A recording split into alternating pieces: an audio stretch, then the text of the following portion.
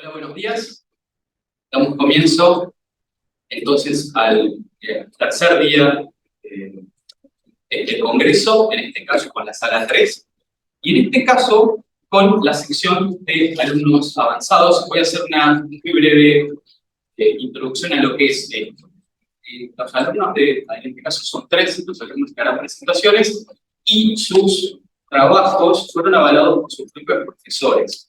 Avalado significa también, supongo yo, que corregidos o que les habrán hecho alguna indicación, no lo sé, nosotros nos enfocamos en eso, y luego avalado por la red latinoamericana medieval, con lo cual tienen esta validación. Es un estímulo que nosotros hacemos para los alumnos, porque nos parece que introducir una vida académica a veces es muy duro.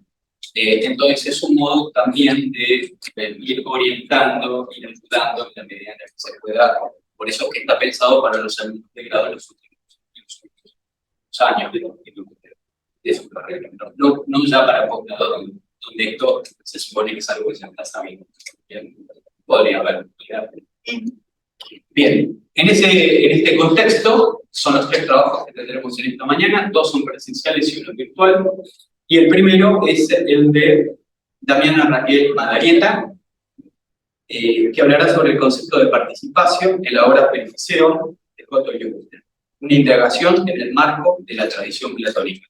Es una chilla en su presentación, pero hoy, cuando te diga, comparto con el PowerPoint. Bueno, buenos días a todos los presentes. El trabajo que traigo en esta oportunidad, debo decir, antes que nada, no se encuentra finalizado. Me propuse indagar la participatio en los 5 libros del Perificio, y dada la extensión que ello implicaba, tuve que reducir mis ambiciones a los primeros 3 libros, dejando el 4º y el 5º para una próxima vez. La participatio es un término que ya desde Platón pretende dar respuesta al modo en que la causa primera, eidos, y sus efectos se vinculan. Las diferentes propuestas que la tradición platónica ha ofrecido en la utilización de la participatio da cuenta de distintos modos de comprender 3 ejes inescindibles entre sí: metafísica, lingüística y política. Dado que Otto Jürgen es considerado un autor perteneciente a la tradición neoplatónica, a pesar de los problemas que la noción historiográfica comprende, me propongo indagar dónde y de qué modo hace uso de la participatio en su obra Perificio. La motivación que origina este trabajo intuye que la participatio, en tanto noción relacional y herramienta lingüístico-argumentativa, habilita ciertos razonamientos que permiten al autor sostener un ámbito inteligible como causa primera de sus efectos sensibles, sin que por ello la causa se vea afectada. A los fines de la presente exposición, sin entrar en demasiados detalles en las citas y el contexto específico que sí quedan bien indicados en el trabajo escrito, trato de hacer foco y detenerme en aquellas zonas de estos 3 libros donde la noción de participatio aparece marcando una novedad desde mi lectura. Novedades ligadas con la posibilidad de que esta noción resguarde la causa primera sin comprometerla con las características de sus efectos. Participatio en el libro 1 del Perificio. En el primer libro, Jürgen se ocupa de la primera división de la physis o natura, aquella que consiste en comprender todo lo que es y no es, así como de 5 modos de interpretación de esta diferencia primordial. También se ocupa de una segunda división introducida por una diferencia específica, la creación, que despliega las 4 naturalezas que organizan toda la realidad. Naturaleza no creada que crea, naturaleza creada que crea, naturaleza creada que no crea y naturaleza no creada que no crea. Pero en este libro primero, particularmente, dice que va a ocuparse de la primera de esas 4 divisiones, la naturaleza no creada que crea, la cual se refiere a Dios. Genial. En este contexto, cada una de las características de esta naturaleza son introducidas a través de la noción de participación. Como quien investiga en el diálogo son maestro y alumno, lo hacen desde la consideración humana y tienen que partir desde los efectos y aluden constantemente al modo en que ellos, los efectos, se vinculan con la causa primera, usando la noción de participante. Al hacerlo, quedan enumeradas todas las características que tiene la naturaleza no creada que crea. Causa primera, superior al resto de las naturalezas, principio, fin y medio, causa de movimiento, causa del bien y de la existencia, causa de la perfección y de la felicidad eterna. El libro primero dice también, respecto de la naturaleza humana, que todos participan de una sola y la misma usía, común a todos, aunque no es propiamente de ninguno. Lo cual hace pensar en un tipo de presencia peculiar, porque sin cambiar, sin dejar de ser una, está en todos los seres humanos. También apela a la participación cuando dice que no son ni las esencias ni los accidentes los que cambian, sino la participación entre ellos. De este pasaje entiendo que la participación es la que posibilita comprender los cambios, con lo cual no parece ser esta noción un simple término vinculante, sino algo a partir de lo cual el movimiento puede no solo explicitarse, sino aumentarse o disminuirse.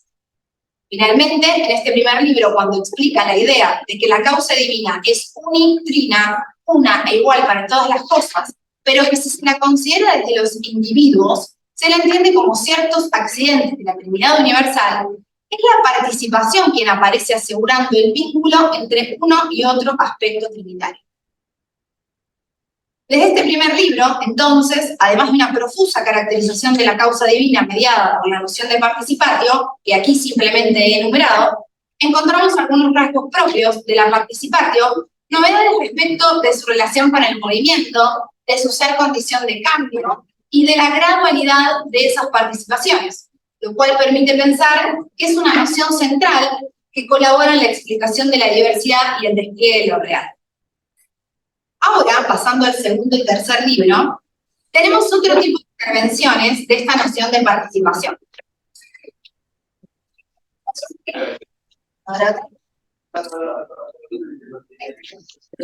La razón de que ambos libros aquí se estudian juntos, el segundo y el tercero, responde a la extensión que hace Diógenes de las causas primordiales cuando habla de ellas en todo el segundo libro y comienza el tercero retomando el mismo tema. Entonces el segundo libro y el comienzo del tercero tratan sobre la segunda división de la naturaleza creada arquetípica, es decir, las causas primordiales. Estas son aquellas causas intermedias entre Dios y el resto de las cosas. Una pluralidad de causas en la medida que, desde la consideración temporal y pecadora del ser humano, se perciben así, aunque en realidad son una unidad sí. Aquí también, a los fines de la exposición, me centro en las apariciones más relevantes de la noción de participación. Respecto de las causas primordiales, dice que son coeternas a Dios porque subsisten sin principio temporal, pero no totalmente coeternas, porque no comienzan a existir por ellas mismas, sino por su creador. Al no haber nada que oficie de intermediación entre ellas y la causa primera, luego dice que las causas primordiales son por sí, no dependen de ninguna otra cosa para ser más que de Dios. Pero en el libro primero, cuando quiso demostrar que la causa, Dios, es por sí misma, per se, apeló a lo que participa de ello, las causas primordiales, que no eran por sí mismas. Lo que no es per se, cito, recibe la participación del único que por sí mismo realmente es. Fin de la cita. Sin embargo, aquí, en el tercer libro, se les dice por sí a las causas primordiales, en otro sentido, es decir, por relacionarse directamente con Dios sin intermediarios. Luego se caracteriza la Trinidad como causa de todas las cosas, Dios, Hijo y Espíritu Santo, que no deben entenderse como algo diferente de Dios, sino una y la misma naturaleza. Se dice que esta causa no tiene principio, es anarcos. Aquí podría preguntarme, ¿son las causas primordiales también anárquicas? Mi respuesta a esta pregunta podría ser que en la medida que son coeternas a Dios, sí, carecen de principio, son fuera del tiempo. Ahora, en tanto no son coeternas de Dios, dado que Él las ha hecho, son menos anárquicas que Él, una suerte de principio atemporal, un cierto grado de comienzo respecto de Dios. Y desde este punto de vista no serían tan carentes de principio o tan anárquicas. Ahora bien, si pensamos que las causas primordiales participan de Dios sin intermediarios, entonces la participatio aparece como el evento que irrumpe la eternidad, entendida como anarcos, carente de todo principio. Si bien es cierto que tampoco es una participación que inaugura una temporalidad a secas, Sí, en la medida que no son coeternas a Dios, esta participación introduce una diferencia. Pasando al tercer libro, recordemos que aquí sigue tratando sobre las causas primordiales, dado que en el diálogo que maestro y alumno entablan, el alumno requiere mayores explicaciones sobre el tema. Con respecto al orden de las causas primordiales, tenemos la esencia, luego viene la vida, la razón, la inteligencia, la sabiduría, el poder, etc. ¿Cómo entender los lugares o este orden de las causas primordiales? Eliúgeno es claro cuando nos dice que así las ha establecido su propia investigación. Y, cito, no porque así hayan sido constituidas por su naturaleza, en la que todos los seres subsisten de forma unificada, simultánea y simple. Fin de la cita. Lo importante para nuestro análisis es que la participación determina el modo de ser de lo existente según las causas en las que las cosas participan o no. Y aquí es importante el cruce entre la perspectiva de quien investiga y la unicidad de las causas primordiales. Porque quien investiga lo hace a partir de los efectos, y en ese sentido habla de las causas primordiales distinguiéndolas y ordenándolas, aunque esta no es, como ya hemos explicado, su verdadera naturaleza. Pero exactamente lo que el investigador aprecia en los efectos para poder analizar la realidad es la participación. Cito, no han de contemplarse los géneros o las especies, la pluralidad o la escasez, en los mismos principios de las cosas, sino en las participaciones de estos. Fin de la cita. Podríamos pensar que la participación es el modo de vincularse de una cosa en otra de mayor poder causal, de manera tal que le introduce una diferencia. Pero esto no es del todo aplicable a las causas primordiales desde la consideración de la causa suprema, dado que, cito, todo orden, cuando hace su primera participación en ella, la causa primera, permanece uno y simple, y no se distingue por ninguna diferencia. En cambio, el orden de todas las causas primordiales se establece a causa de la elección del espíritu que contempla. Fin de la cita. Así podemos ver que la primera participación de las causas en Dios no introduce diferencia alguna desde el punto de vista de la causa, pero sí desde la consideración de quien investiga. Esto nos advierte de la relevancia que la mente humana tiene para el orden y estudio de lo real. Con respecto al resto de las cosas del mundo, ángeles, animales, plantas, los ángeles, por ejemplo, no participan del sentido corpóreo, porque están por encima del mismo, por lo tanto carecen de compuestos incorruptibles y no participan de la vida animal. Ahí, bueno, eso es lo de la vida. Los animales y las plantas, es decir, la vida irracional, se divide en la que participa del sentido y en la que carece de él. Y ciertamente una se distribuye para todos los animales que tienen el poder de sentir, la otra para las materias que carecen de todo sentido. Así, no todos los animales razonan, aunque sí sienten. En cambio, lo restante vinculado a la materia carece de todo tipo de sentido, aunque, diríamos, no dejan de participar de la causa esencial que las hace ser. En este mismo libro tercero, Eliúgeno introduce una serie de diferenciaciones a partir de la participatio a las que también conviene atender. 4 formas diferentes de darse esta relación. Dice que todo lo existente es participado o participante, o es participante y participado, o es participación. ¿Cómo sería otra? Ahí esa diferencia. Sí, gracias. Con participado, y agregaríamos solamente participado, se refiere a aquello que no participa de ningún orden superior a sí, o sea, Dios. Ya habíamos mencionado, y si no lo mencioné, Eliúgeno lo menciona antes, que Dios es imparticipable. Él no participa de nada, pero sí es participado porque otras cosas lo participan a él. En cambio, las cosas que participan de él, algunas con mediación, otras sin mediación, se dice que son o participantes imparticipados. Las primeras, las participantes, son todas aquellas cosas que participan de algo superior a ellas, pero que nada inferior a ellas las participa, porque nada hay por debajo. Por ejemplo, una planta. En cambio, las segundas son todas aquellas que participan de algo superior y a la vez algo inferior participa de ellas, como lo son las causas primordiales. Aquí considero que se pueden establecer las siguientes relaciones. A las 4 naturalezas distinguidas al comienzo de la obra les correspondería un tipo de participación. Es decir, lo participado que identificamos con Dios correspondería a la naturaleza no creada que crea. Lo participante y participado a la naturaleza creada que crea, que serían las causas primordiales. Lo participante a la naturaleza no creada que no crea. Los ángeles, el ser humano, los animales, etc. Y la participación a la naturaleza no creada que no crea, la cual también es Dios considerada desde el punto de vista de la omnipresencia eternamente existente, es decir, anal. Así nos lo confirma Eric. Cito: ninguna otra cosa subsiste excepto la participación de la única y sola causa de todos los seres. Fin de la cita. De este modo, la teoría de la participación que estamos analizando se hilvana con la metafísica que Diógenes ha presentado, entretejiéndola. Es decir, la participación como herramienta lingüística, argumentativa, le da cuerpo a todo el sistema metafísico. Por último, me gustaría finalizar el análisis con las 2 definiciones que Diógenes ofrece en este libro sobre la participación. En la primera notamos que, en la primera definición que ofrece Diógenes, en la primera notamos que la participación es efectivamente el modo de organización de todo lo real. Dice, cito: la participación no es la atribución de alguna parte, sino la distribución de las daciones y las donaciones desde el Ser Supremo hasta el último. Fin de la cita.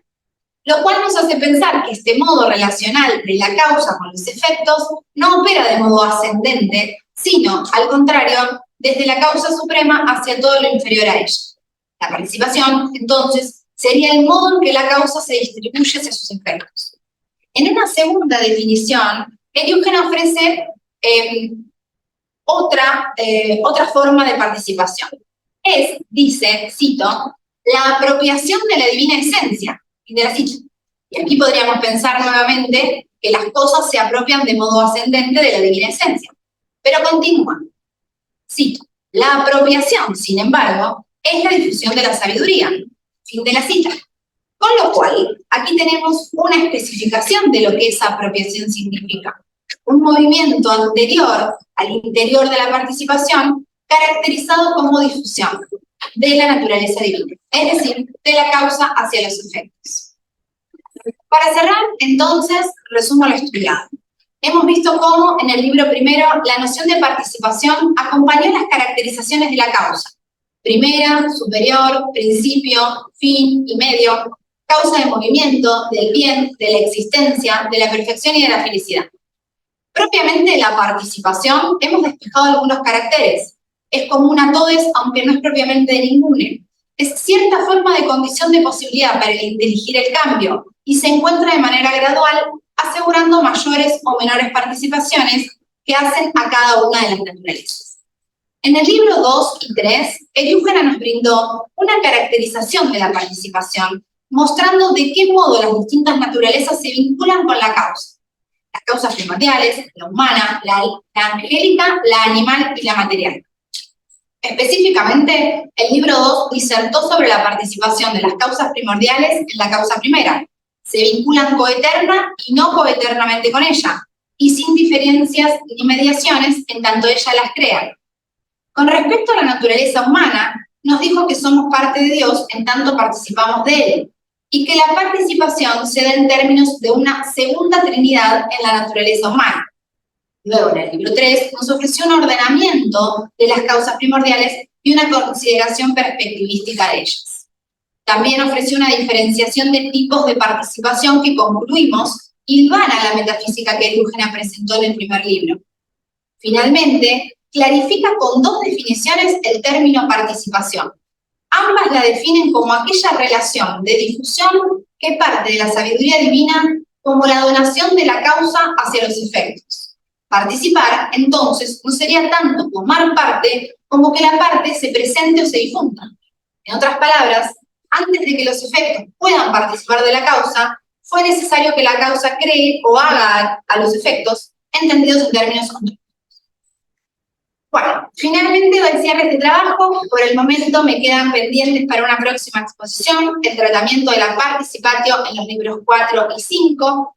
Si bien la intuición inicial de que la participatio, en tanto noción relacional y herramienta lingüístico-argumentativa, habilita ciertos razonamientos que permiten al autor sostener un ámbito inteligible como causa primera de sus efectos sensibles, sin que por ello la causa se vea afectada, aún no considero conveniente darle un cierre a tal hipótesis, dado que restan 2 libros más.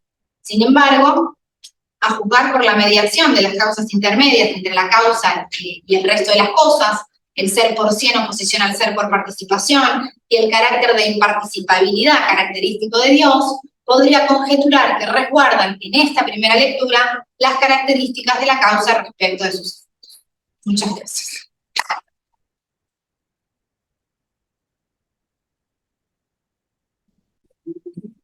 Gracias. Vamos a hacer, tenemos un tiempo para unas preguntas. Vamos a hacer lo siguiente en esta ocasión. Dado que a mí me ocurre que muchas veces las preguntas me surgen un rato después, porque yo soy lento, vamos a hacer las 3 exposiciones y luego las preguntas. Y entonces eso puede servir. Por ahí hay alguien como yo y entonces me ocurre a veces la pregunta. Entonces, si alguno tiene una pregunta ahora, puede apuntarla o puede tenerla en mente y la buenísimo. Bien, por favor. Bien, vamos entonces para con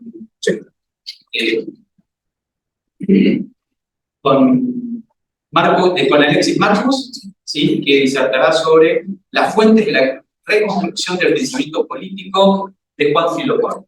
Mientras yo sacaré la presentación, después cómo, pero la puedes comenzar. Bueno, el presente trabajo centrará su atención en un pasaje poco estudiado del comentario al Génesis Toneis ten Museos Cosmogonian Exegeticon, conocido como el Pontificio Mundi, compuesto a mediados del siglo VI por Juan Filopón de Alejandría, siendo esta su única obra teológica conservada completa en idioma original, y aunque en ella despliega la totalidad de sus sistemas filosóficos para explicar el origen y el funcionamiento del universo, en el pasaje en cuestión el autor sostiene la idea de que el poder de gobernar le viene dado a los gobernantes por los gobernados. Tras un análisis del pasaje y de su escasa presencia en la literatura académica, se lo confrontará con fragmentos de otras de sus obras y con las de otros autores tardoantiguos y algunas de sus periodos automedievales, que presentan ideas afines y que también son poco tomadas en cuenta en la historia del pensamiento en general y del pensamiento político en particular. La obra consta de 7 libros. El texto en cuestión corresponde al 16º capítulo del libro sexto, sobre la creación del ser humano, y comienza refiriendo a un pasaje del comentario de Génesis de Teodoro de Mopsuestia, texto del que se conservan fragmentos que seguían. Se trata del pasaje que dice que Dios creó al ser humano a su imagen y semejanza.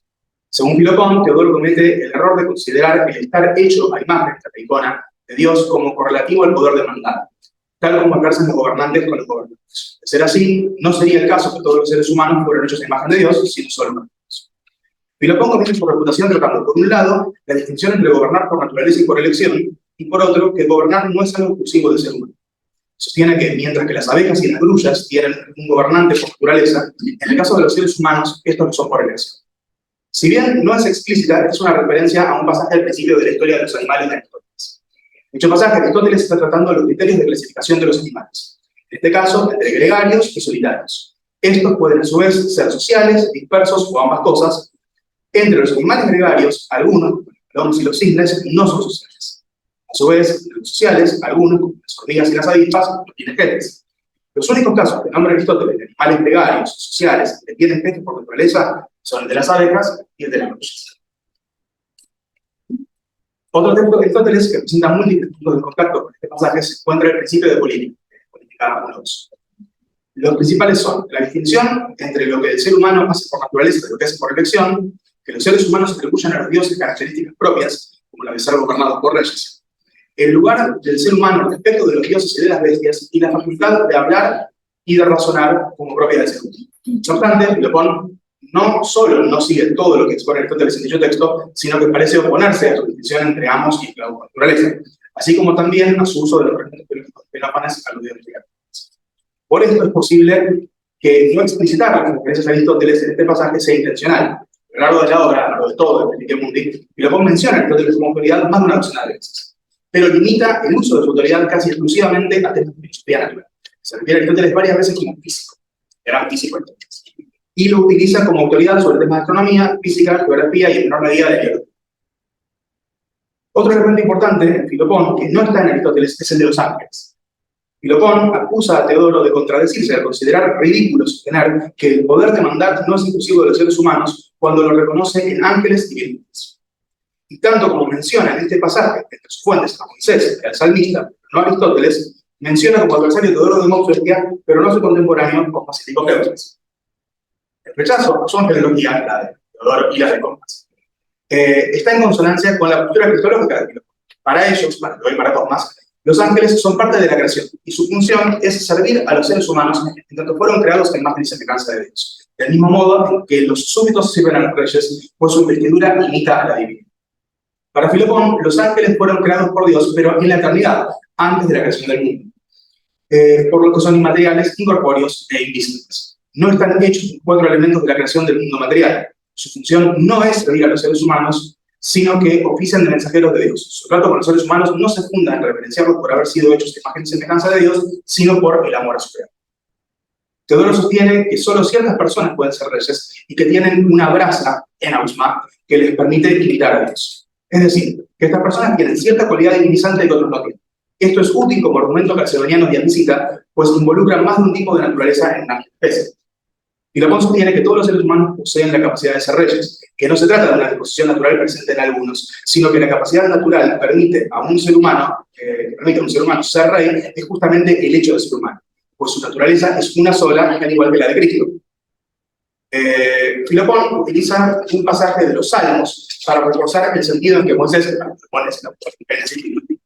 se refiere al dominio natural que los seres humanos tienen por ser a imagen y semejanza de Dios. Esto es el gobierno sobre su obra, la tierra y las demás criaturas que la habitan. En efecto, para Filopón, todos los gobernantes, cito, fueron establecidos por la sola voluntad de los seres humanos y muchas veces esta no fue recta ni conforme a la razón. Y, siguiendo en parte de Aristóteles y parte de las Escrituras, se sostiene que, cito, por el poder del habla y la reflexión, los seres humanos los hacen a todos los animales subordinados a ellos. Filopón contempló las posibilidades de que la capacidad de mandar sea natural o un artificio humano, pero si bien de acuerdo con la postura que endilga Teodoro, si unos pocos fueron creados a imagen de Dios para gobernar, se podría sostener que estos pocos fueron elegidos o dotados por Dios. Filopón no contempla explícitamente en ningún momento que la investidura para la institución del gobernante sea en sí de procedencia divina, sino que más bien, de ser de origen natural, sería una eventual capacidad, la dunamis, y no un contenido innato. Respecto del mecanismo interno de elección de los gobernantes, resulta relevante mencionar un pasaje del comentario de Filopón al de Ánima de Aristóteles, escrito hacia 517, 520, unos 40 años antes de lo que Filopón. En la lección sexta, hablando sobre República 9, y buscando defender a Platón de los reproches de Aristóteles de que al separar al alma, el espíritu, razón y deseo, no toma en cuenta a la imaginación y a la percepción, Filopón repone que en ese pasaje de República solo necesita esas 3 partes, pues son necesarias para dar cuenta de los tipos de constitución. Y agrega Filopón: cuando prevalece la razón, produce aristocracia y monarquía.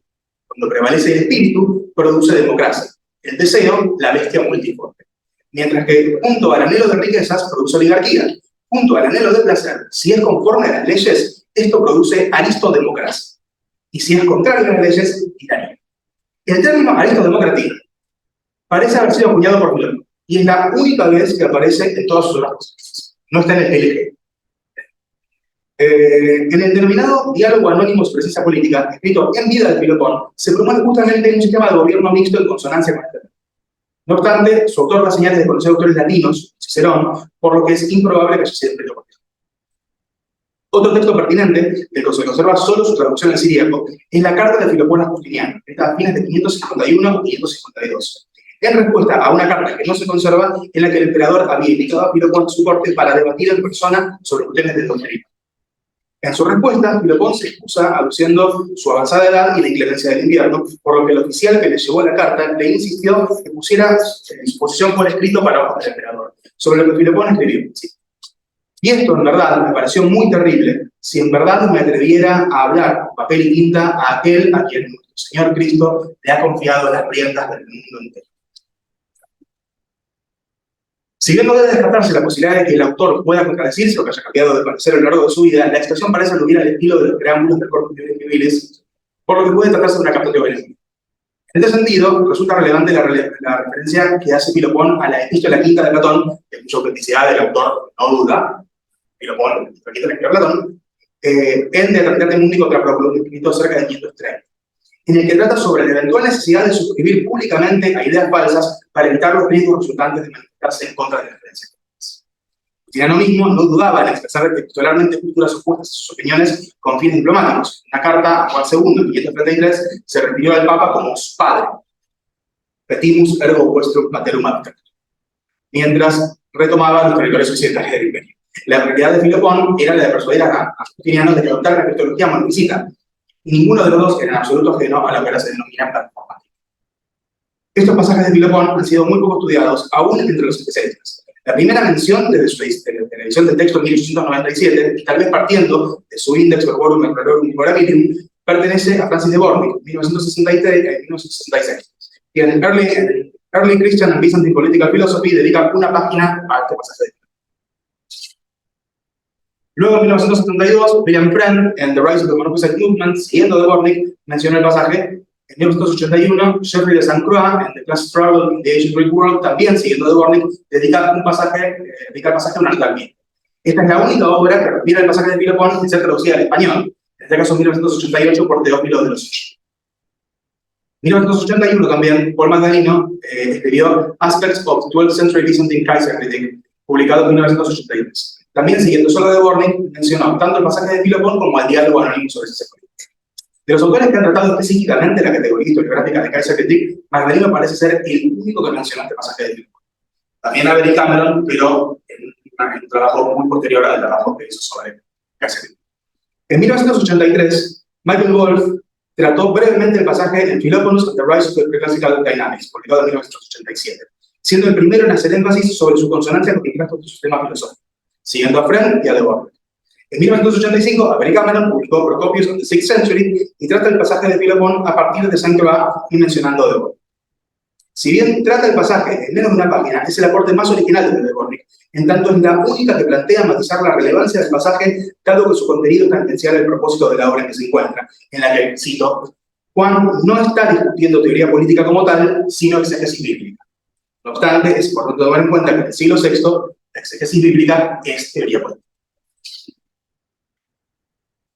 En 1990, Roger Scott escribió Manalas His Contemporaries, siguiendo exclusivamente a Avery Cameron, y si bien no trata Filopón como fuente, marca la relevancia de los cruces entre Justiniano y de Senado en el contexto del siglo VI.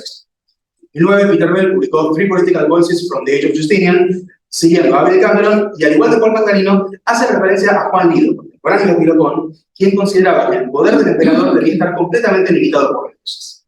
En 2017, Guillermo Martínez Sánchez mencionó el pasaje en su tesis Giovanni Filópono, Cosmología e Dialectice Mundi, siendo esta la última mención al pasaje en la literatura consulta. Además de tratar el pasaje de Filopón y el diálogo anónimo sobre ciencia política, Francis de Bornick notó su afinidad con la declamación 84 de Libanio, escrita en 361, comienzos del reinado de Juliano el Apóstol.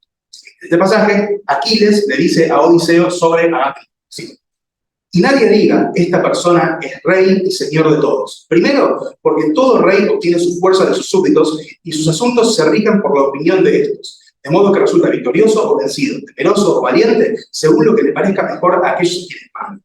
Pues no gobierna a tanta multitud con un cuerpo y un alma, sino que aquí toma la figura, esquema, por voluntad de los muchos, o la ambulesa. Y es de estos el dar y quitar, así como entregar y ya no permitir tener. En este caso, De Bornick sigue un trabajo publicado en 1938 por Georg Besserer, maestro de Otto von Guericke, en el que dice, la última frase de Aquiles prueba que Liganio considera al pueblo soberano no solo de facto, sino también de jure. Finalmente, el último pasaje tiene una interesante historia de redescubrimiento. En 1919, Felix Lieberman parece haber sido el primero en notar el pasaje en cuestión, la homilía en Dominica Palmarum, escrita en anglosajón a fines del siglo X por Elfric de Eynsham, abad de Winchester, en el que dice, sí, ninguna persona puede hacerse rey a sí misma, pues la gente puede elegir como rey a quien a ellos agrada. Pero una vez ungido como rey, tienen el poder sobre esa gente y ellos no pueden quitarse su yugo de sus brazos. En 1955, Karl Jost encontró un pasaje similar, pero en latín, en una epístola de Ato de Berche. Y al ser anterior sostuvo que se trataba de su aporte. Dado que a su vez Ato refiere a Juan Crisóstomo, esto permitió a Malcolm Godden en 1987 encontrar otro pasaje similar en el Opus Imperfectum, un comentario incompleto al Evangelio de Mateo, que hasta Erasmo de Rotterdam en 1530 se consideraba obra auténtica de Juan Crisóstomo. Godden sostuvo que esta fue la fuente tanto de Ato como de él.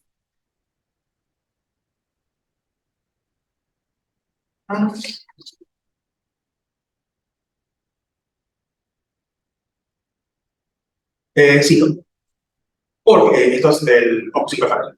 Porque, como vemos en estos reinos mundanos, como en primer lugar nadie puede hacerse rey a sí mismo, sino que el pueblo crea para sí un rey de quien ha elegido, cuando ese rey ha sido establecido y ocupado en el reino, ahora tiene poder sobre los hombres, y el pueblo no puede quitarse su yugo de sus pueblos. Porque en primer lugar está en el poder del pueblo hacer de ellos rey a quien quieran, pero establecido está en el reino, ya no está en su poder rechazar. Y así, la voluntad del pueblo se reúne después en la necesidad. Hoy se lo considera escrito originalmente en latín en el siglo V, y los candidatos principales a su teoría son Aniano de Celeda y Maximino de la Nieve. Tomás de Aquino no solo leyó el Opus Imperfectum, sino que dijo que prefería tener la obra completa a ser alcalde de París. El aporte que pretende hacer su trabajo es el de presentar los autores y obras con tanto orden y coherencia como resulta académicamente posible, en tanto parece no haber sido hecho antes. Establecer cuán poco frecuentes fueron estas ideas en la Antigüedad Tardía y en la Alta Edad Media se dificulta porque los pasajes en que se manifiestan casi no son estudiados ni referenciados. Aún en la literatura más especializada, incluyendo los casos apenas mencionados en este trabajo como el de Juan Lido, pero ni mencionados, como Sósimo, Procopio, Juan Maralas y otros. Más aún si se toma en cuenta que hasta hace unas décadas también se consideraban casi inexistentes en la Baja Edad Media. En cualquier caso, no estuvieron en absoluto ausentes ni no han estado en ningún periodo histórico desde la Antigüedad Grecia.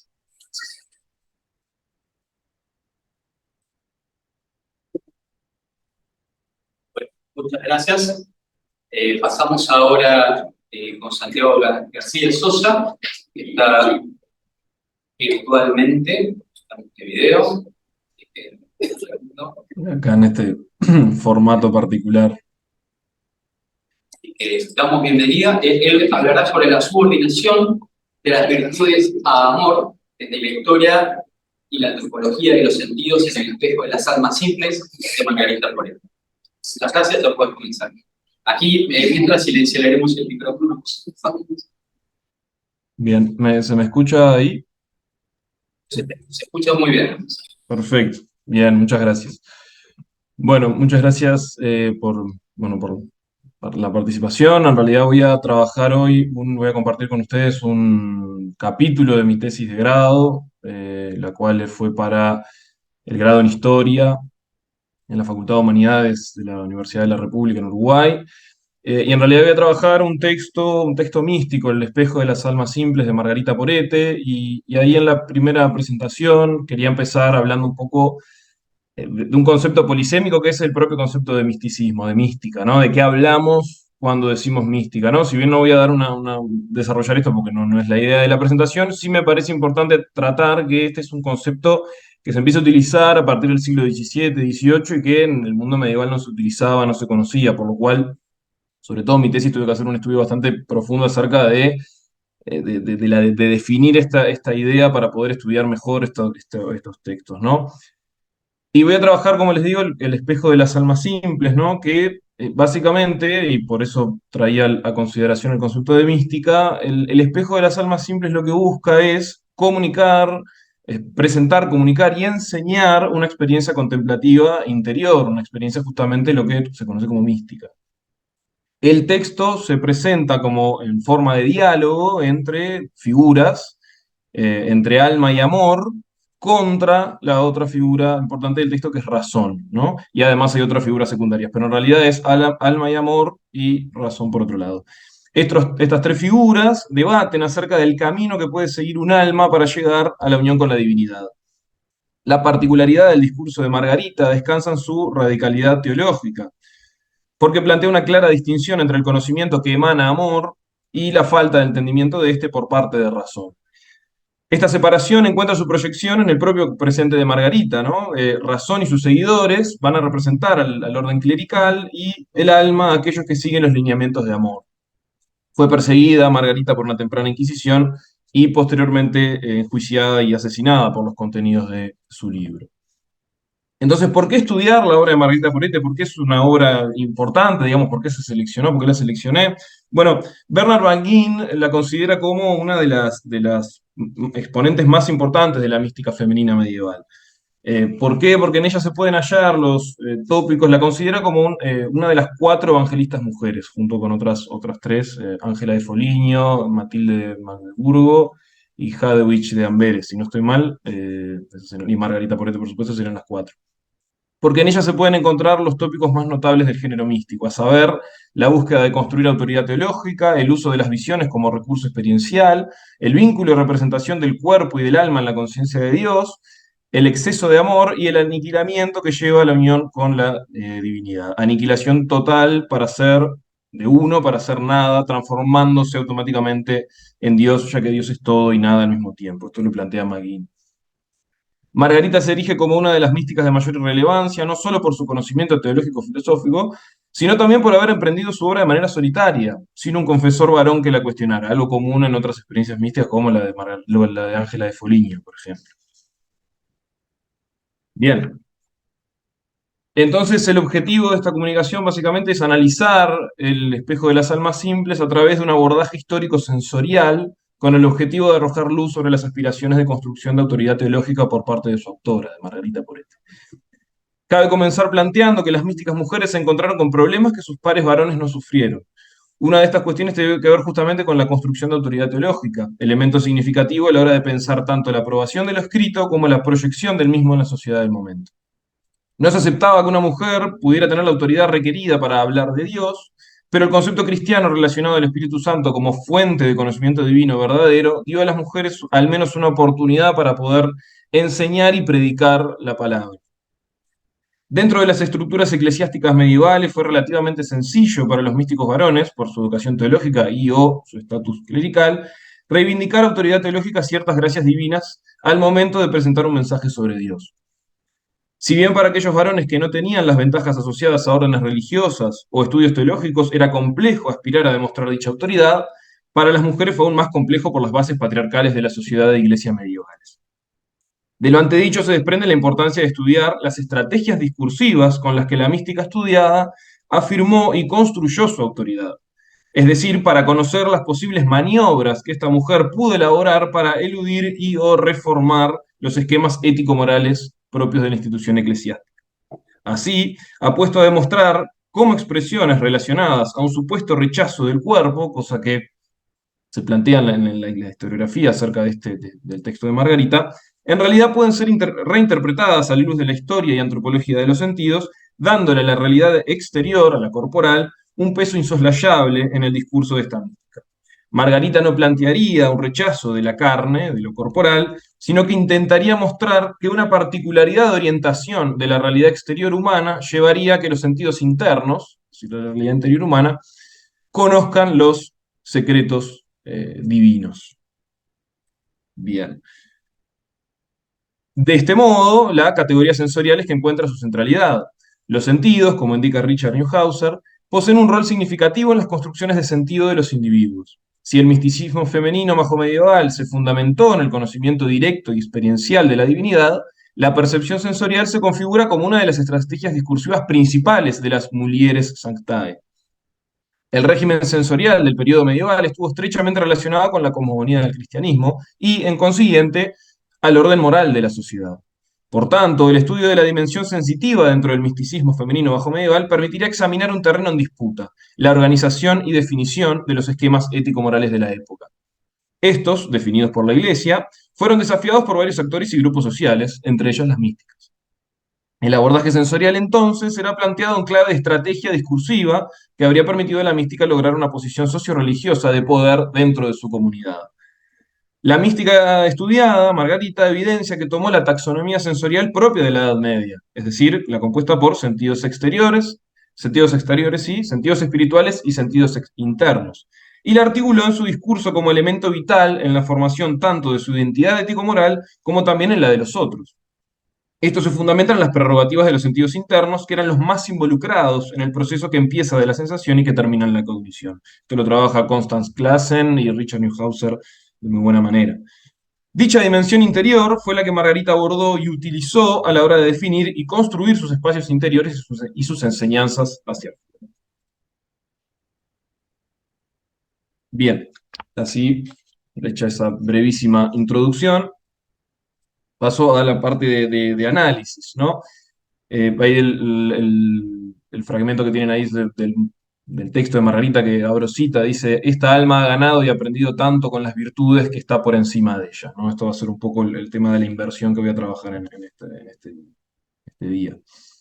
Bueno, la particularidad del juicio contra Margarita fue que fue su actitud intransigente frente al cuerpo de teólogos que la acusó. Nunca contestó, nunca habló durante el juicio. Se mantuvo en silencio y sin modificar absolutamente nada de lo que había escrito. Por tanto, ninguna de las místicas que pueden estudiarse fue tan radical y desafiante ante la ortodoxia católica como le fue Margarita. Como plantea McGinn, ninguna desafió tanto a sus contemporáneos, y podríamos decir a nuestro presente, como ella. Si el desafío y objetivo principal del género místico fue el cuestionamiento y la reinterpretación de los estereotipos religiosos, ninguna, siguiendo McGinn, de sus exponentes fue tan exitosa como ella.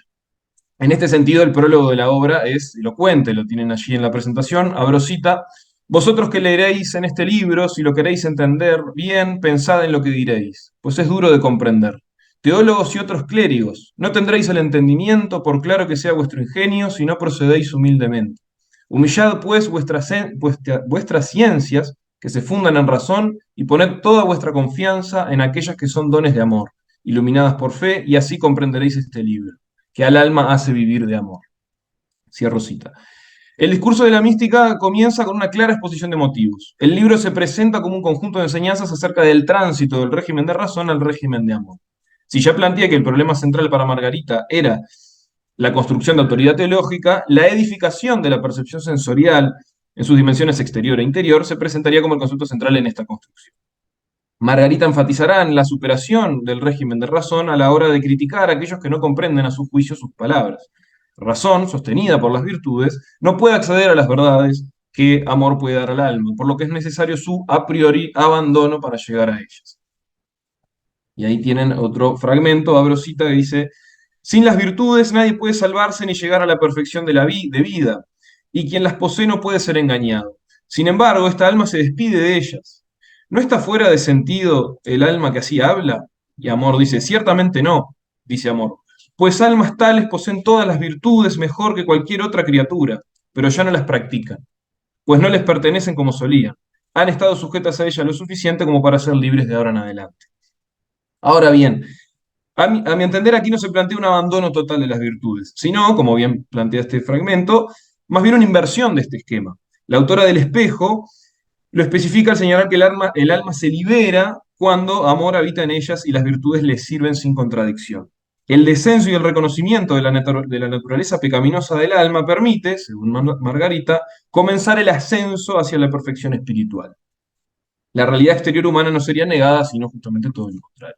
Y allí viene a consideración el otro fragmento que ven allí, que, abro cita, dice Amor: te apaciguaré. Es verdad que esta alma se ha despedido de las virtudes en la medida que no las practica ni desea lo que ellas piden. Aquí le está contestando Razón. Pero las virtudes no se han despedido de ella, pues están siempre con ella, aunque bajo su perfecta obediencia. Y en este sentido se despide el alma de ellas y por ello están siempre junto a ella.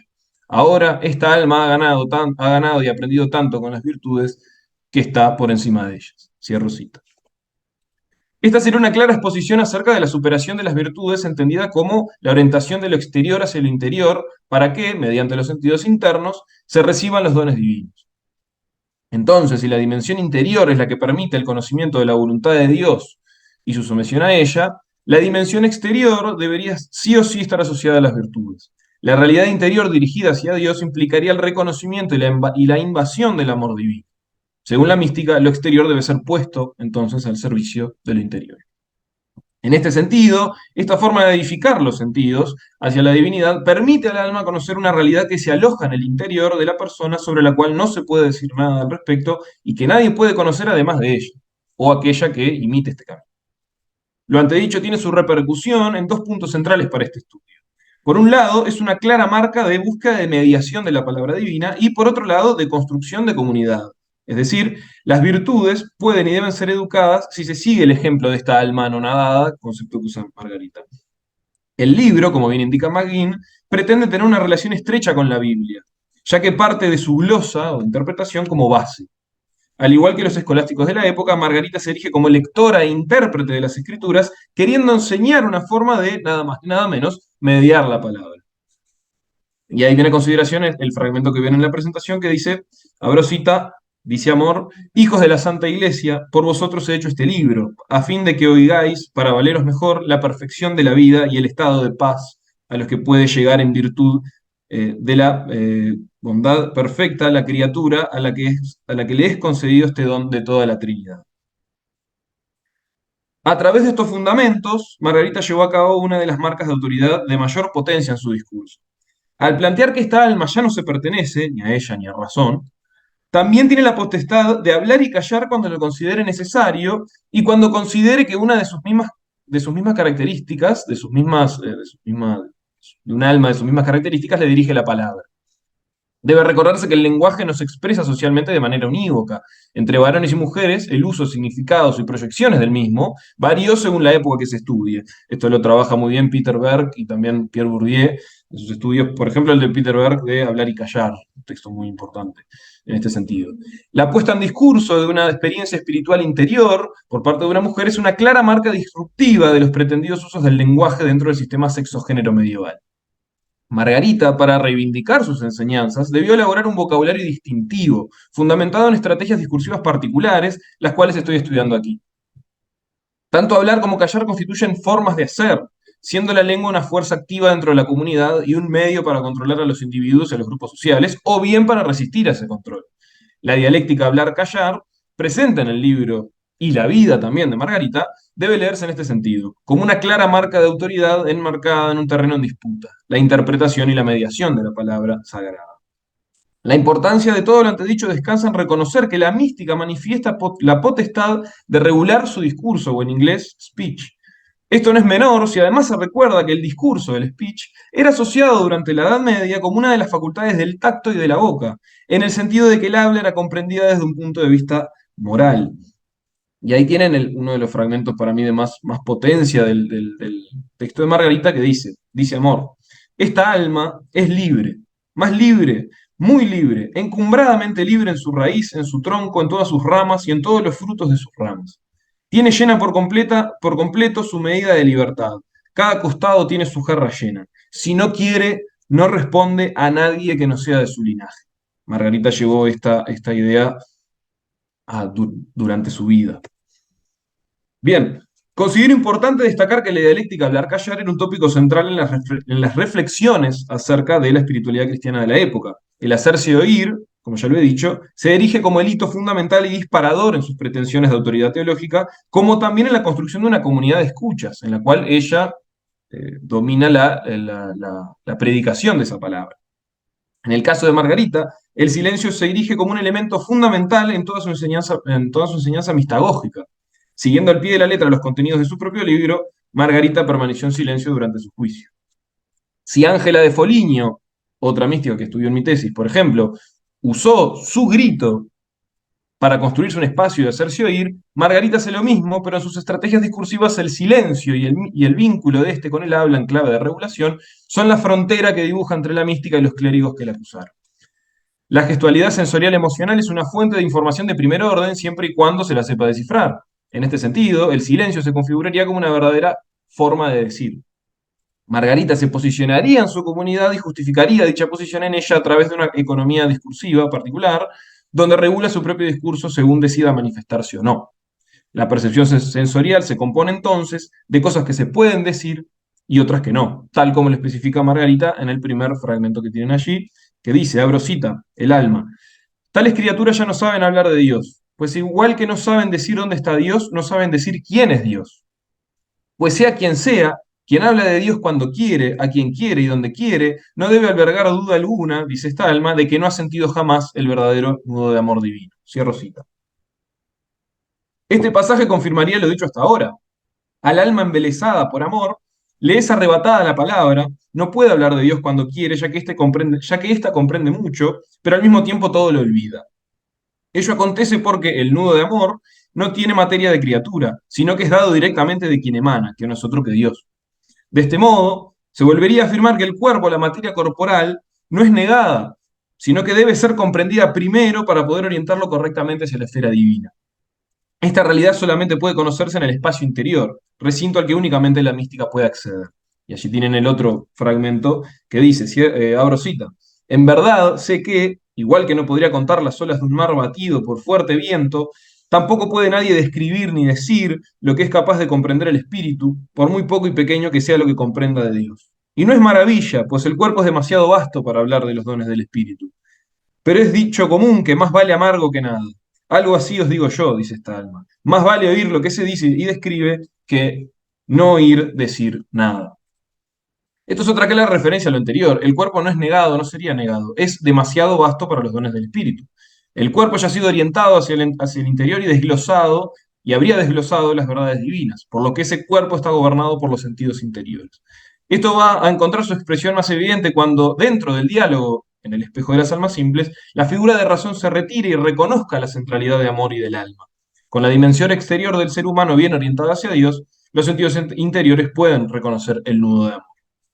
En este sentido, Luisa Muraro analiza y deduce que no existe en el texto de Margarita una negación de razón, sino que la autora del espejo la reconoce temporalmente. Es decir, el alma no se encuentra libre de la mediación de razón mientras se encuentra en el mundo terrenal, por lo que se halla bajo el régimen de dos leyes en paralelo. Desde la historia y antropología de los sentidos, puede aceptarse esto y aportarse que en el texto de Margarita se especifica que ambos regímenes responden a realidades sensoriales diferentes, y que la buena edificación de una, la exterior, hace que se llegue al imperio de amor, la interior. Existe entonces un camino que debe aceptar amor, y para esa razón tiene que estar subordinada a este. Quisiera cerrar con una cita de La Fábula Mística, un texto buenísimo de Desertó para este tema, la cual condensa lo que expuse hasta aquí. Abro cita.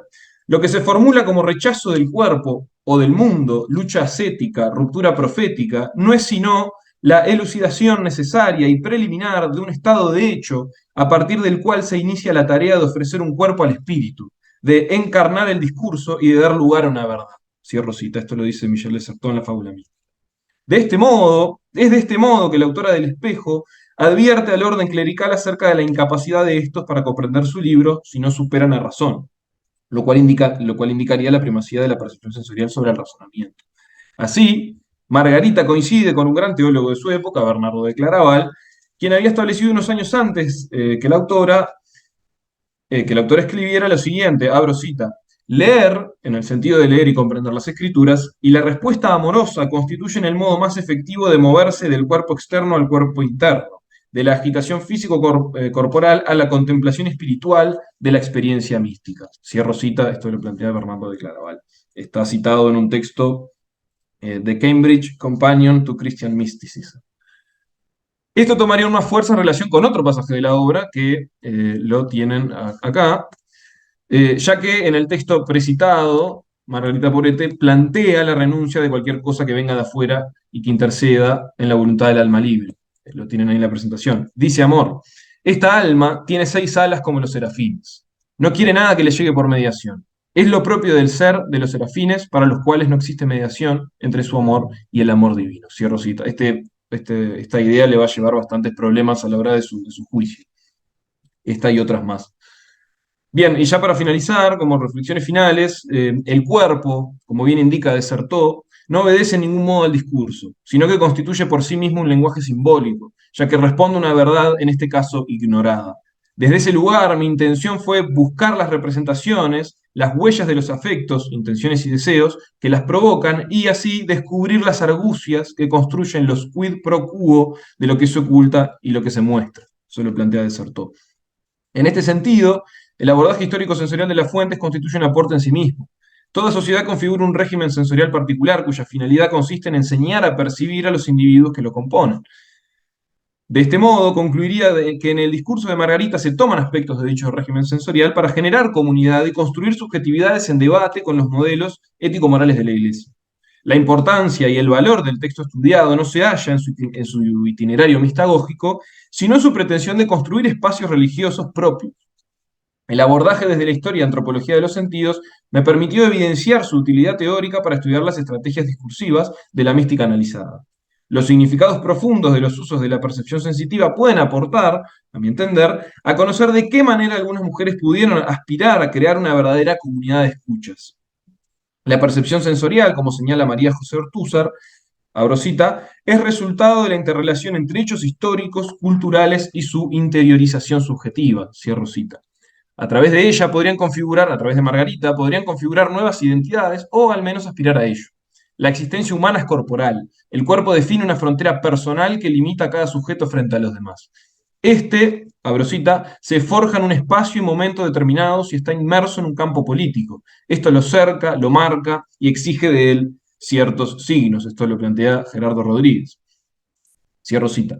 La mística estudiada evidencia que tomó la taxonomía sensorial propia de la Edad Media y la articuló en su discurso como elemento vital en la formación tanto de su identidad ético-moral como también en la de los otros.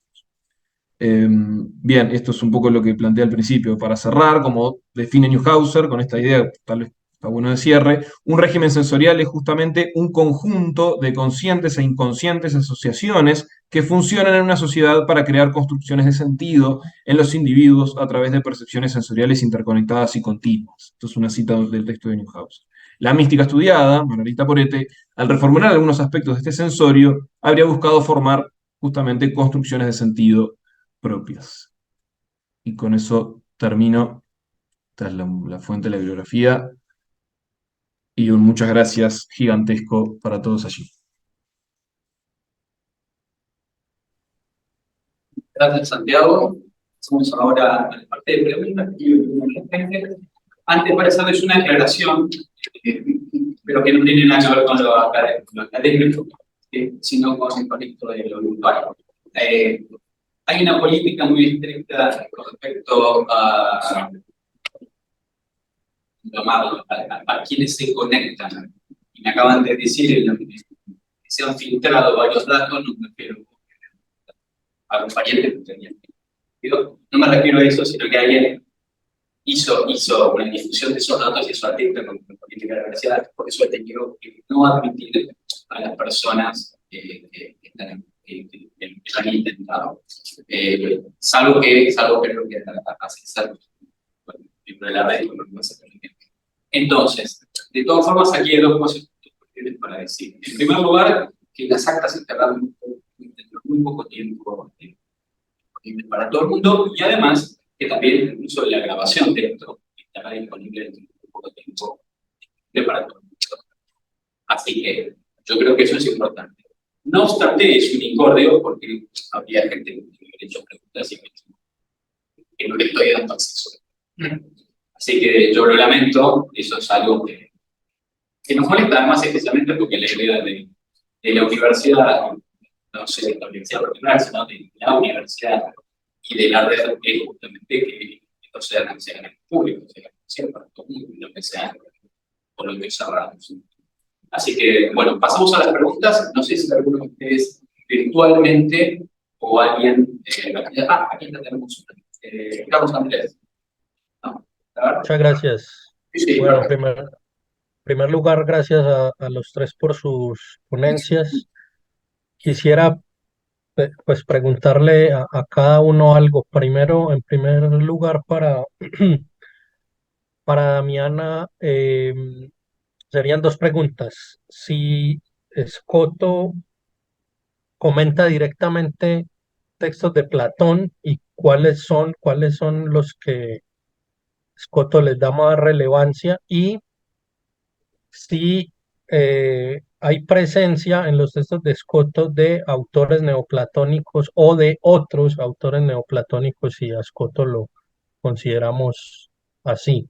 Para Alexis, si entendí bien, mm, alcancé a percibir un eco como del Protágoras, de la teoría política de Protágoras en Filopón, por el tema de afirmar que todos los hombres, digamos, tienen esa capacidad de gobernar. Entonces era preguntarle si de pronto existe esa influencia de Protágoras o de algún otro sofista, o cómo dialoga Filopón con otros autores griegos, y para para Santiago, hace unos años, bueno, ya podemos decir incluso un par de décadas, surgió esto del giro teológico de la fenomenología francesa, que pues hablaba mucho de la mística, y por lo que yo alcancé a percibir, había una oposición entre la mística y y la metafísica. Se trataba de hacer una relectura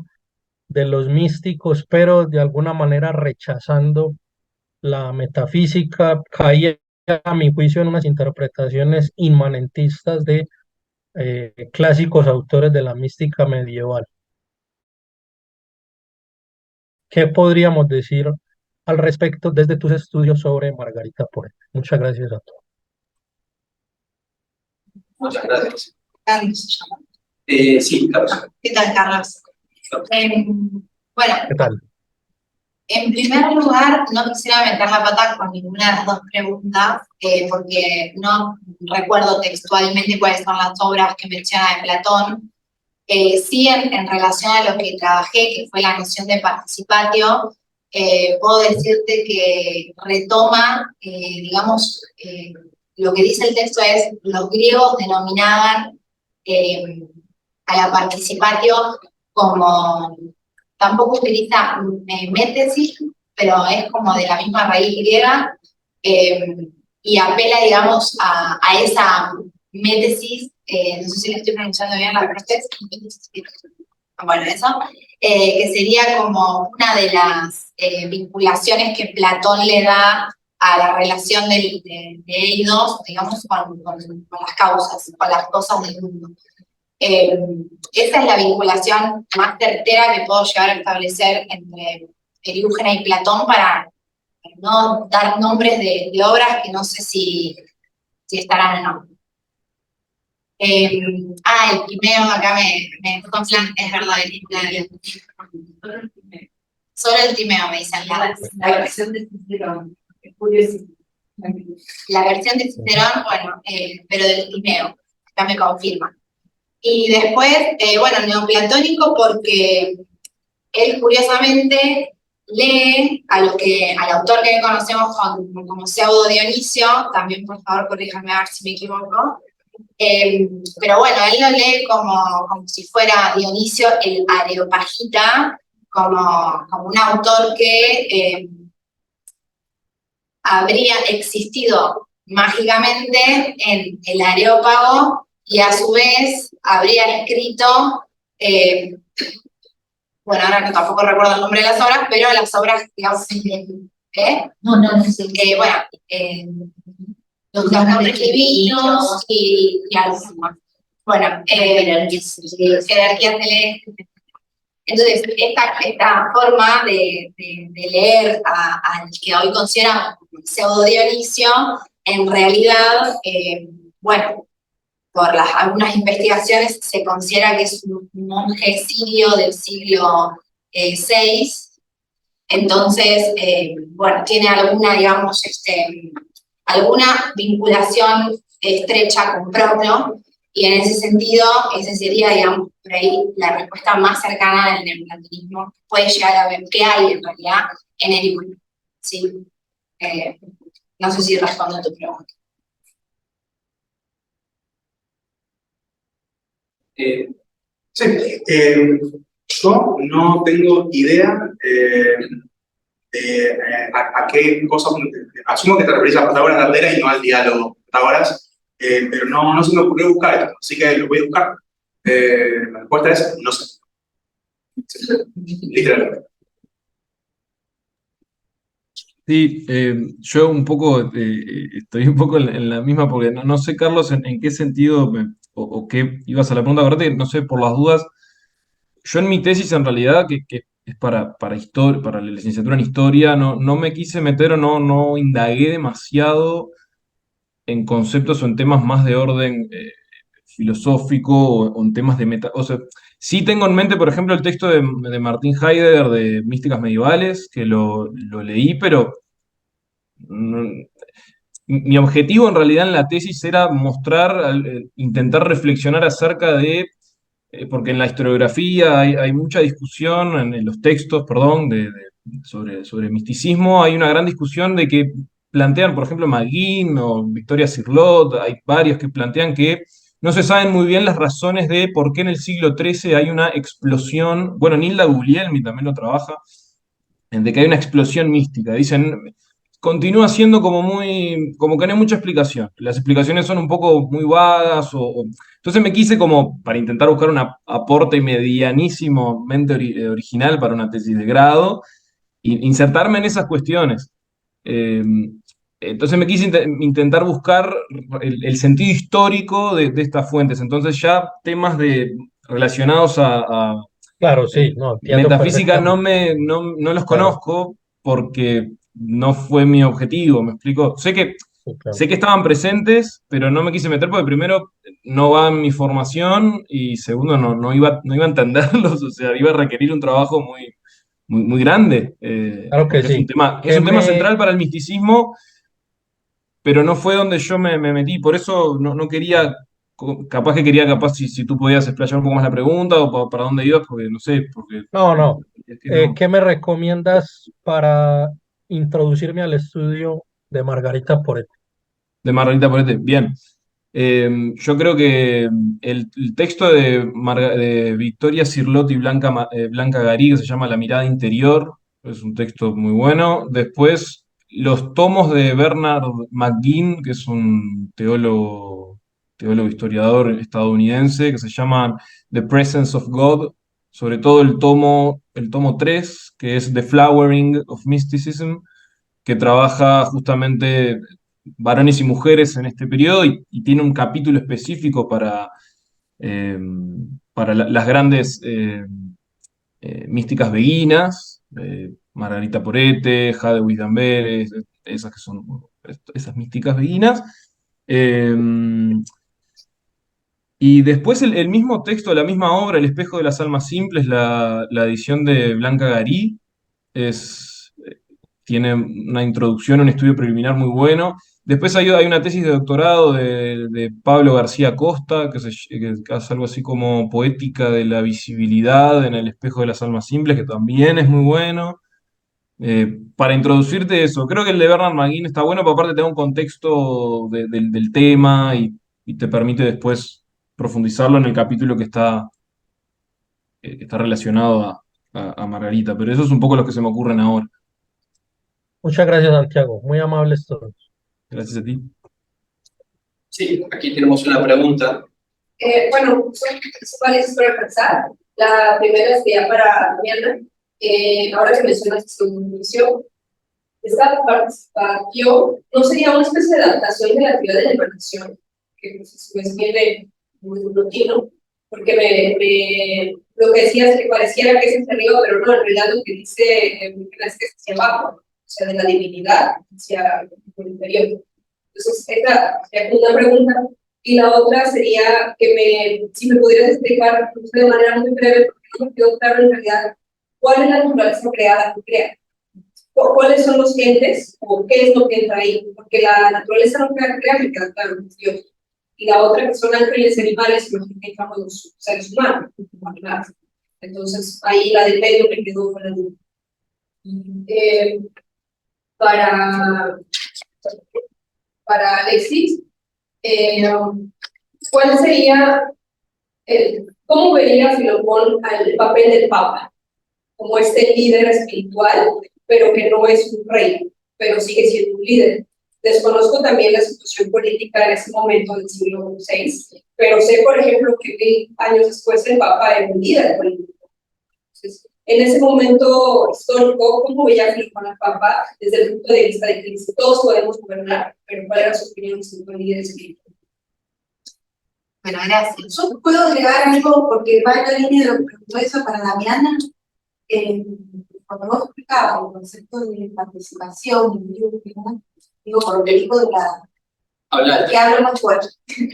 Cuando explicabas la cuestión de la participación, y acá, como dice la colega, que medida eso tiene que ver con la emanación, con los conceptos plotinianos, platónicos, yo te quería pedir, porque vos el término que utilizaste para hablar de la cita de Diógenes es difusión de la sabiduría divina. Entonces, por ahí se puede hacer alguna aclaración o agregar algo más.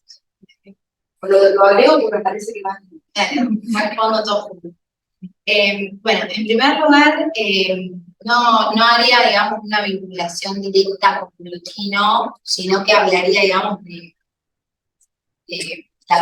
las fuentes neoplatónicas. Bueno, justamente esto, ¿no? De las fuentes neoplatónicas que toma, porque no sé, hasta donde yo entiendo, no es que tuvo una lectura directa de Plotino, pero sí es cierto que tanto en Plotino como en la corriente neoplatónica en general, está esta teoría de la emanación que Diógenes usa.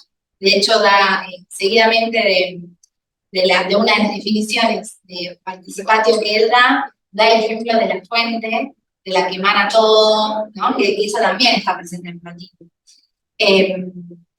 Entonces, bueno, pero sí, está presente eso que vos decís, de que habla de la teoría de la emanación, a mí me llamó mucho la atención, porque yo siempre pensaba en la participación, y en eso me nos decían en las cátedras de historia de la filosofía antigua, de que en Platón la participación en Platón no teníamos que entenderla como que la idea estaba en la cosa, sino que era la cosa la que participaba de la idea. Entonces, cuando fui a leer el Perificio y me encontré con un concepto de participación distinto,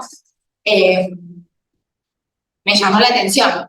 Y bueno, eso en primer lugar. Y en segundo lugar, no sé si respondo, o sea, sí, la toma la teoría de la emanación, y para contestarle a Caro también, exactamente lo que dice es, sí, difusión, pero en latín es fusión, dice sapientiae divinae fusión, y eso sería, digamos, yo lo que hice con esta palabra fue buscarlo en el léxico medieval de Magnavaca. Fusio, tal cual, no está, pero está difusión, y dice extensión, o tiene que ver con la emanación, pero sí encontré la palabra fusio en el diccionario latino Vox, y ahí te dice difusión. Así que lo que no sé, quizás hay alguna distinción más técnica en algún otro lado, pero en principio trata de la difusión. Por ahí sería, perdón, Sí. Por ahí sería conveniente mantener el término latino.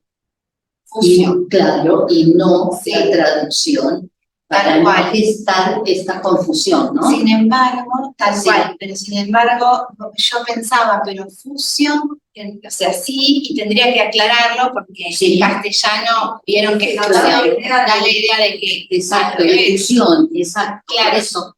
Sí, usar Pero sí. mantener el término latino con esa aclaración, ¿no? Sí, Sí, difusión y difusión son distintas. Exacto.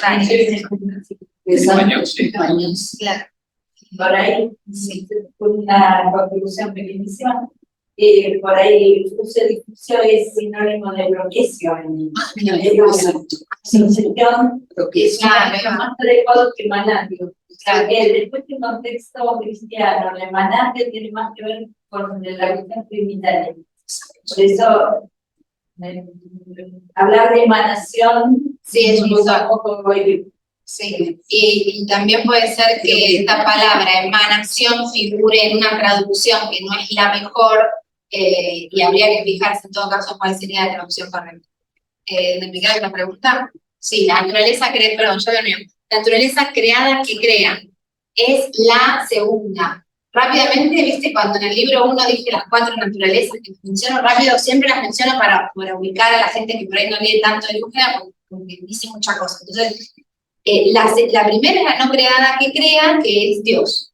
La segunda es la naturaleza creada que crea, que serían las causas primordiales, y que serían como, digamos, una intermediación de causas entre ese Dios, o sea, Dios, y el resto de las cosas que serían las naturalezas creadas que no crean, donde vos bien decías, el ser humano, los animales, las plantas. Estas causas primordiales, bueno, tienen eso, ¿no? La característica de, bueno, yo acá lo pongo como una estrategia de salvar como de intermediarias, no sé si es que realmente yo lo veo así, ¿no? El acto creador, digamos, tiene una prioridad respecto de la tercera naturaleza, ¿sí? Hasta cierto punto diría, porque después cuando leemos el libro 4, el libro del que yo aquí no me ocupé, vemos que el ser humano tiene una particular relación con la primera naturaleza. Entonces, en ese tema creo que me tendría que meter de lleno en el próximo trabajo. ¿Sí? Pero bueno, eso para hacer mis preguntas. Gracias. Sí. Hay un montón de cosas a tener en cuenta. Básicamente lo que pasa en el siglo VI, cuando lo pone, que hay un tema muy grande entre lo que se llamaría el calcedonismo, ¿sí?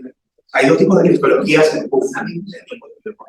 Antes de que Filopón naciera, el concilio de Calcedonia, en el que se condena a la cristología física, que considera que Cristo tiene una sola naturaleza. La que triunfa de la vida física se considera que Cristo converge en dos naturalezas, la humana y la divina. Filopón se opone a la cristología, el Papa es la cabeza en Europa, en Occidente, de una cristología dialéctica. Entonces, para Filopón, el Papa es una persona que está tremendamente equivocada y que eso era físico. Lo mismo pasa con el emperador. Tirano también es dialéctica, aunque su antecesor no. Entonces, esto es lo que está en juego. Mucho más que cualquier tema entre paganos y cristianos, y que el valor de los cristianos se roba la escuela de Atenas, tipo así. El paganismo ya estaba muy atenuado en el siglo VI, y los debates eran intracristianismo y muy fuertemente cristológicos. Esa es la, dicho muy rápido y mismo sobre pero dicho por su modo, es eso, es el Papa representa una cristología para que lo ponen en su primer en absoluto. Me acuerdo que mencionaste que le llaman padre. No, ese es Justiniano, que también es de visita. Yo sinceramente otra pregunta, por favor. No, sí, bueno, Axel, porque un poco esto que decía también Ignacio, o sea, fue muy interesante lo que dijiste, pero muy rápido. Y yo me perdí en alguna parte, pero sí me enganché con algo que te pediría si lo podés reiterar. Sí. La cuestión de la aristodemocracia. Sí. Eso no te entendí bien. Sí, lo que hace es una descripción de cómo él entiende, que Platón entiende los diversos tipos de constitución. La nota que tiene la traducción al inglés, Bloomsbury, dice, hoy en día no pensamos eso. Como que dice, lo que dice va por cuenta de él. Pero, ¿querés que repita el pasaje? Sí, por favor, más lento. Sí. Gracias.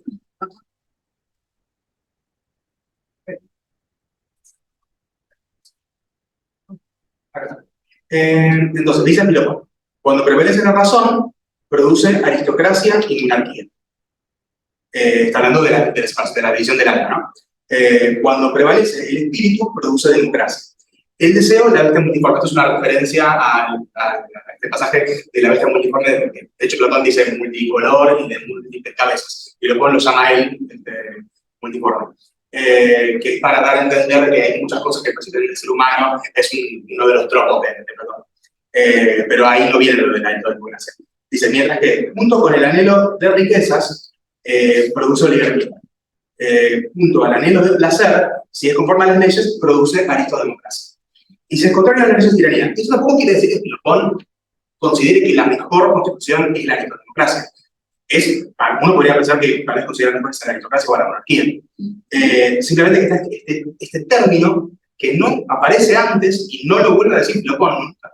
Hay un libro de 1916 que se llama Aristodemocracy, el tipo que no tiene idea de esto. Lo encontré justamente buscando eso, pero es enteramente oblicuo. Menciona a Aristóteles como intelectual, militante, digamos, pero no, nada de eso. Y nada, lo vinculé con lo del diálogo anónimo de ciencia política, porque ese texto realmente sí propone lo que sería una constitución mixta, que es muy consonante con la parte de Aristóteles y la parte del Delfos. No lo profundice porque para mí Filopón no escribió el texto. Leslie McCall da a entender como que tal vez sí, por eso entendí yo al final de su texto sobre, es muy interesante, pero las fuentes que no son de Wikimundi las mencioné solamente para mostrar que están todas estas cosas que son interesantes, no profundizar en eso. Bien, muchísimas gracias y muchísimas gracias a los tres, excelentes exposiciones.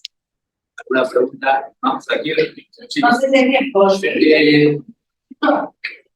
Le quería preguntar a... En realidad sí, Sí, no. hay tiempo, sí, siempre que sí. Sí. Sí, sí. Bueno, entonces solo le quería preguntar, porque tenía para los... Lo que planteaste acerca de casi una doctrina de la soberanía popular, que el poder tiene el pueblo para elegir a los ciudadanos. Y llega a Occidente, a Occidente, en siglo XIV, con Martín de Padua. ¿Te parece que el hecho de que haya estas expresiones en la literatura oriental tiene que ver con el acceso a las fuentes, digamos, con que han podido leer la práctica aristotélica? Sí, no. A ver. Sí, no. Sí hay mecanismos oblicuos medio árabe siempre, pero eso puede tener un poco de dinamismo. En cualquier caso, no es en el siglo XIV que empiezan a aparecer estas ideas. Se llama Leopoldo de Lauterbach, en el libro Contra Volvermund. Él dice que, o sea, él es un polemista gregoriano a favor del Papa. La dignidad del Papa es máxima porque al Papa lo elige Dios. En cambio, el emperador es la gente, por medio de un pacto. ¿Sí? Es un contractualismo inequívoco el tema de hoy. El Liber Contra Volvermund.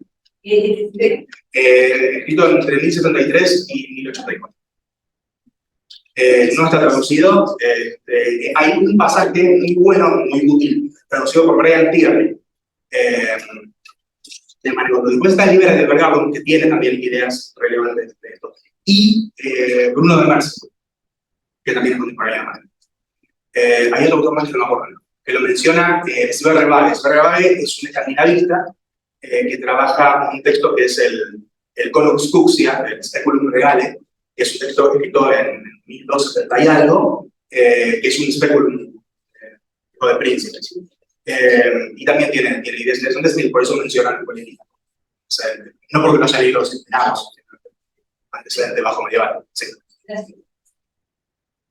Bien, muchas gracias a los tres. Yo, como parte de la comisión organizativa, los había leído los tres. El título, además, halagado de notas al pie, me daba la sensación siempre de que te había quedado mucho por fuera. Sí, tuve que sacar un montón de cosas. Realmente que están muy bien. Y están los tres, son tres muy bien. Buenos trabajos. Así que me alegro mucho, especialmente me alegro mucho de la existencia de esta sección con alumnos, así que, bueno, gracias. Muchas gracias.